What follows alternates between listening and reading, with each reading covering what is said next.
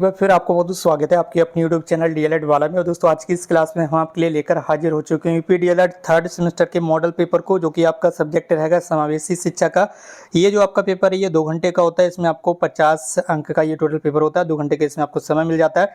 ये यहाँ पर आपके अब मॉडल पेपर स्टार्ट हो चुके हैं और ये तीसरा मॉडल पेपर है। ठीक है, सब्जेक्ट आपका दूसरा, लेकिन इससे दूसरे सब्जेक्ट का ही हमने एक पेपर आपको दे दिया है, मॉडल पेपर, दूसरा मॉडल पेपर दे दिया और ये तीसरा मॉडल पेपर है। ये चीज़ आपको ध्यान रखना है। ठीक है, तो अगला सबसे पहला प्रश्न हम यहाँ पर लेंगे। इससे पहले के जो 2 मॉडल पेपर हमने आपको दिए हैं वो चैनल पर उपलब्ध हैं, जिसकी प्लेलिस्ट भी हमने आपको बनाकर दे दी है। तो प्लेलिस्ट में जाकर सभी सब्जेक्ट के मॉडल पेपर आप आसानी से देख सकते हैं। 2 मॉडल पेपर हमने दे दिए हैं सभी सब्जेक्ट के, और ये आपका तीसरा मॉडल पेपर। ठीक है, तो सबसे पहले इसमें ऑब्जेक्टिव क्वेश्चन है और इसकी जो पीडीएफ फाइल आपको देख रहे हैं, ये पीडीएफ फाइल आप फ्री में डाउनलोड कर सकते हैं। आगे वीडियो में आपको बताऊंगा कि कहां से और कैसे इस पीडीएफ फाइल को डाउनलोड करना है। ठीक है, तो चलिए सबसे पहला प्रश्न है आपका, ब्रेल लिपि के आयताकार सेल में कितने उभरे हुए बिंदु होते हैं? तो ज्यादा टाइम वेस्ट नहीं करना, आपको बता देना कि 6 उभरे हुए बिंदु होते हैं। ठीक है, जो ब्रेल लिपि होती है इसमें इस तरह से आपके कितने उभरे हुए बिंदु होते हैं? यहाँ पर आपके 6 उभरे हुए बिंदु रहते हैं। ये चीज आपको ध्यान रखना, 6 बिंदु से ही एक जो आपका अक्षर है वो तैयार किया जाता है। ठीक है, अगला प्रश्न आपका यहाँ पर आ चुका है, निम्नलिखित में से कौन जो है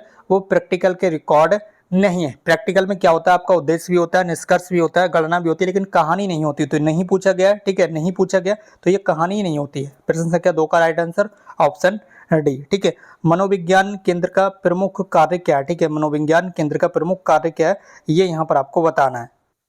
और इसके बाद अगला प्रश्न आपके सामने स्क्रीन पर है, प्रश्न संख्या 3। इसमें आपसे ये पूछा जा रहा है कि मनोविज्ञान केंद्र का प्रमुख कार्य क्या है? ठीक है, जो मनोविज्ञान केंद्र होता है इसका प्रमुख कार्य क्या होता है? तो आप बताएंगे कि यहाँ पर प्रशिक्षण भी प्रमुख कार्य होता है, मनोविज्ञान केंद्र का निर्देशन भी होता है, शोध कार्य भी होता है। ये सारे के सारे मनोविज्ञान केंद्र के प्रमुख कार्य हैं। तो इस सवाल में आप कहेंगे कि ये सभी कार्य मनोविज्ञान केंद्र के हैं, यानी कि उपर्युक्त सभी, यानी कि उपर्युक्त सभी, यानी कि प्रश्न संख्या 3 का राइट आंसर हो जाएगा ऑप्शन डी। इसके बाद प्रश्न संख्या 4 है, शिक्षा प्रक्रिया में अनुकूलन की आवश्यकता नहीं होती है। किसको नहीं होती है? तो आप बताएंगे कि जो प्रतिभाशाली बालक होते हैं इनको अनुकूलन की आवश्यकता नहीं होती। बाकी दृष्टिबाधितों के लिए, अस्थिबाधितों के लिए और श्रवणबाधितों के लिए अनुकूलन की आवश्यकता होती है, लेकिन प्रतिभाशाली बालकों के लिए अनुकूलन की आवश्यकता नहीं होती। यानी कि प्रश्न संख्या 4 का राइट आंसर लगाइएगा आप ऑप्शन ए। इसके साथ प्रश्न संख्या 5 आपके सामने स्क्रीन पर है, समन्वित शिक्षा आरंभ हुई थी, कब आरंभ हुई थी? तो आप बताएंगे कि ये 2005 में। कब आरंभ हुई थी? 2005 में, सन 2005 में समन्वित शिक्षा का आरंभ किया गया था। इसके बाद प्रश्न संख्या 6, निर्देशन की आवश्यकता किसको होती है? तो आप बताएंगे कि निर्देशन की जो आवश्यकता है वो सामान्य व्यक्तियों को, अपंग व्यक्तियों को, विशेष व्यक्तियों को, यानी कि सभी व्यक्तियों को निर्देशन की आवश्यकता पड़ती है। निर्देशन की आवश्यकता सभी व्यक्तियों को पड़ती है, तो ऑप्शन डी आप लगा देंगे। प्रश्न संख्या 7 आपके सामने स्क्रीन पर, विशिष्ट बालकों की शिक्षा के लिए क्या चलाए जाते हैं? तो आप बताएंगे कि विशिष्ट बालकों की शिक्षा के लिए संवर्धन कार्यक्रम चलाए जाते हैं। क्या चलाए जाते हैं? संवर्धन कार्यक्रम चलाए जाते हैं विशिष्ट बालकों की शिक्षा के लिए, यानी कि प्रश्न संख्या 7 का राइट आंसर लगेगा आप ऑप्शन ए। इसके बाद प्रश्न संख्या 8 है, प्रश्न संख्या 8 में यहाँ पर आपको देखने के लिए मिल रहा है कि शैक्षिक समावेशन से क्या तात्पर्य? प्रश्न संख्या 8 में आपसे पूछ रहा है कि शैक्षिक समावेशन से क्या तात्पर्य? तो आप बताएंगे कि सभी बच्चों की शिक्षक प्रक्रिया से जोड़ना, सभी बच्चों को शिक्षण प्रक्रिया से जोड़ना ही शैक्षिक समावेशन कहलाता है। ठीक है, यानी कि प्रश्न संख्या राइट का आप यहाँ से प्रश्न संख्या 8 का आप राइट आंसर लगाएंगे ऑप्शन डी, सभी बच्चों को शिक्षण प्रक्रिया से जोड़ना शैक्षिक समावेशन कहलाता है। इसके बाद प्रश्न संख्या 9 है आपके सामने। इसमें आपसे पूछा जा रहा है कि प्रगतिशील शिक्षा के संदर्भ में निम्नलिखित में से कौन सा कथन जॉन ड्यूवी के अनुसार उचित है, यानी कि समुचित है? तो आप बताएंगे कि विद्यार्थियों को सामाजिक समस्याओं को सुलझाने में सक्षम होना चाहिए। ठीक है, विद्यार्थियों को सामाजिक समस्याओं को सुलझाने में सक्षम होना चाहिए, ये यहाँ पर प्रगतिशील शिक्षा के संदर्भ में जॉन ड्यूवी ने कहा है। ठीक है, इसके बाद प्रश्न संख्या 10 आपका पूछा जा रहा है, शैक्षिक रूप से पिछड़े बच्चों के बुद्धि लब्धि कितनी होती है? ठीक है, शैक्षिक रूप से जो पिछड़े बच्चे होते हैं शिक्षण में, उनकी बुद्धि लब्धि कितनी होती है? तो आप बताएंगे कि जो शैक्षिक रूप से पिछड़े बच्चे होते हैं उनकी बुद्धि लब्धि 85 से कम होती है। ठीक है, कितनी होती है? 85 से कम होती है। ठीक है, शैक्षिक रूप से पिछड़े जो बच्चे होते हैं उनकी विद्या लब्धि 85 से कम होती है, यानी कि ऑप्शन ए आपका राइट आंसर लगाना आपको। ठीक है, तो इसके बाद प्रश्न संख्या 11 है, विकृत बालकों को बनाना चाहिए। कैसे बनाना चाहिए? विकृत बालकों को आत्मनिर्भर बनाना चाहिए। कैसा? आत्मनिर्भर बनाना चाहिए। इसके बाद प्रश्न संख्या 12 है, प्रतिभाशाली होने का संकेत नहीं है।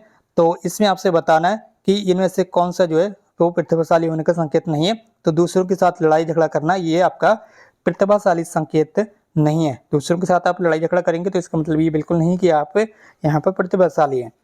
इसके बाद प्रश्न संख्या 13, निम्नलिखित में से मानसिक विकार के लक्षणों को नहीं बताता है। ठीक है, कौन नहीं बताता है? संबंध, ये मानसिक विकार। ठीक है, इसमें आपको ये नहीं पता चलेगा किसी के साथ कुछ भी संबंध है तो उसमें ये पता नहीं चलेगा कि व्यक्ति के अंदर कोई मानसिक विकार है। ठीक है, तनाव, चिंता आदि ये सब मानसिक विकार है, बाकी संबंध जो है ये आपका मानसिक विकार नहीं है। ठीक है, तो प्रश्न संख्या 13 का राइट आंसर ऑप्शन डी। इसके बाद प्रश्न संख्या 14 आपके सामने स्क्रीन पर है, स्वास्थ्य निर्देशन संबंधित है। तो ये स्वास्थ्य सुरक्षा से, तो आपको बताना है कि प्रश्न संख्या 14 का राइट आंसर ऑप्शन ए, स्वास्थ्य निर्देशन स्वास्थ्य सुरक्षा से संबंधित है। इसके बाद प्रश्न संख्या 15 है, मंद यानी कि जो धीमी अधिगमकर्ता होते हैं, धीमी गति से अधिगम करते हैं, सीखते हैं, तो मंद अधिगमकर्ता जिनकी शैक्षिक उपलब्धि सामान्य योग्यता से कम रह जाती है, उन्हें आप क्या कहेंगे?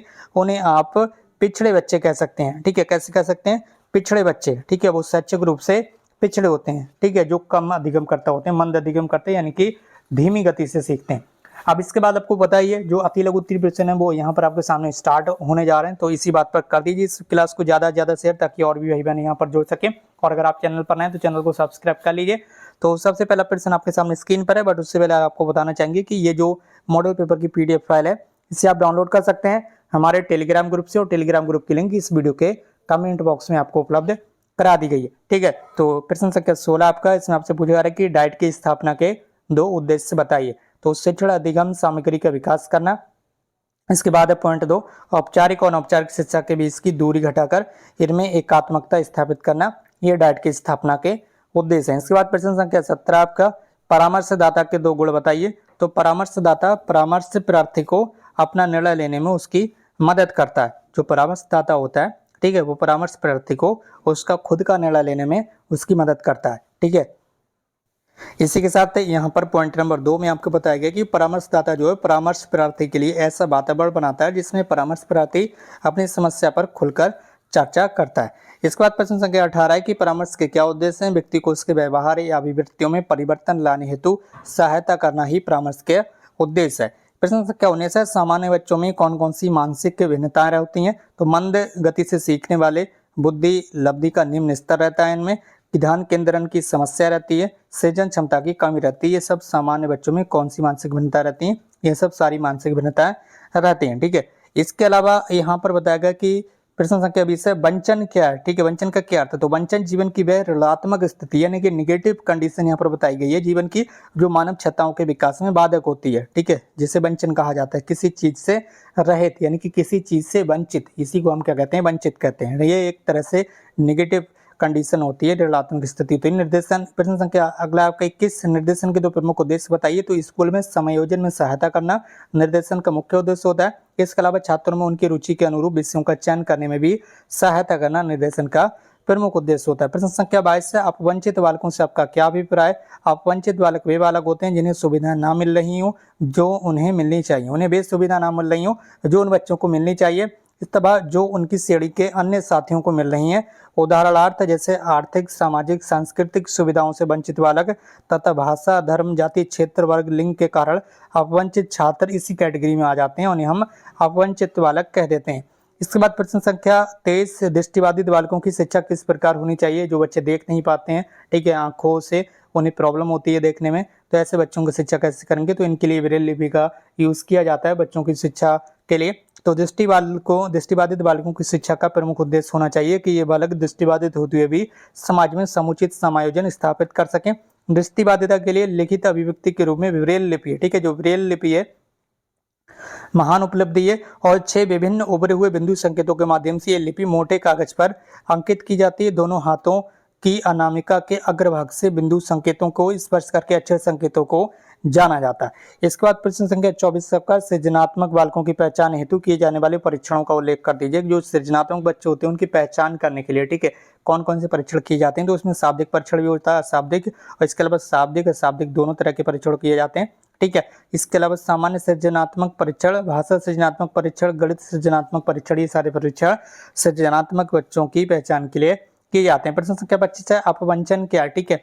अपवंचन वह स्थिति है जब व्यक्ति को अपनी न्यूनतम आवश्यकताओं की पूर्ति संभव दिखाई नहीं देती है, ठीक है, और वह जीवन की अनिवार्य आवश्यकताओं की पूर्ति में भी स्वयं को समर्थ नहीं पाता है, तो उसे हम क्या कहते हैं, अपवंचन कहते हैं।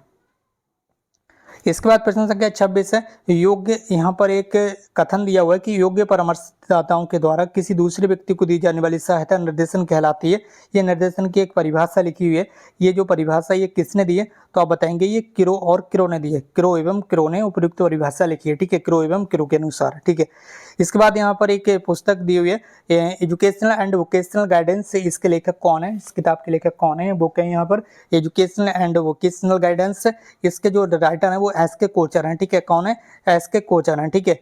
और इसके अलावा यहाँ पर अगला प्रश्न आपके सामने स्क्रीन पर आ चुका है। प्रश्न संख्या 28 है पिछड़ापन मापने की इकाई क्या होती है, तो वो बुद्धि लब्धि होती है, ठीक है, इंटेलिजेंट एक्विटेंट होता है पिछड़ापन मापने की इकाई, ठीक है। अगला प्रश्न आपके सामने स्क्रीन पर है और आवाज की समस्या का दोष क्या है, तो आवाज की समस्या वह होती है जबकि एक व्यक्ति को ये समझ नहीं आता है कि किन परिस्थितियों में ऊंचा बोलना चाहिए तथा किस परिस्थिति में उसे नीचे बोलना चाहिए, ठीक है, तो ये आवाज की समस्या का दोष होता है। इसके बाद अंतिम प्रश्न आज की क्लास का, मनोविज्ञान शाला उत्तर प्रदेश इलाहाबाद की स्थापना किसने की थी, तो आप बताएंगे कि आचार्य नरेंद्र देव जी ने। किसने, आचार्य नरेंद्र देव ने मनोविज्ञान शाला उत्तर प्रदेश की जो स्थापना थी वो की थी। इसके यहाँ से आपके लघुत्तरीय प्रश्न है, इन्हें आपको तैयार कर लेना आपकी परीक्षाओं के लिए, तो चाहे तो इसके स्क्रीनशॉट ले लीजिए, चाहे तो इस पीडीएफ फाइल को मैंने आपको बताई है कि टेलीग्राम ग्रुप पर ये जो पीडीएफ फाइल है ये उपलब्ध है। कमेंट बॉक्स में टेलीग्राम ग्रुप की लिंक दी गई है, वहां से जाकर आपसे डाउनलोड कर लीजिए और यहाँ पर आपको इसके आंसर की भी मिल जाएगी। तो इस क्लास को शेयर जरूर कीजिए अपने फ्रेंड्स के साथ और अगर आप चैनल पर नए हैं तो चैनल को सब्सक्राइब कर लीजिए। आज की इस वीडियो में बस इतना ही, मिलते हुए एक नई वीडियो में, तब तक के लिए thank you so much for connecting with us.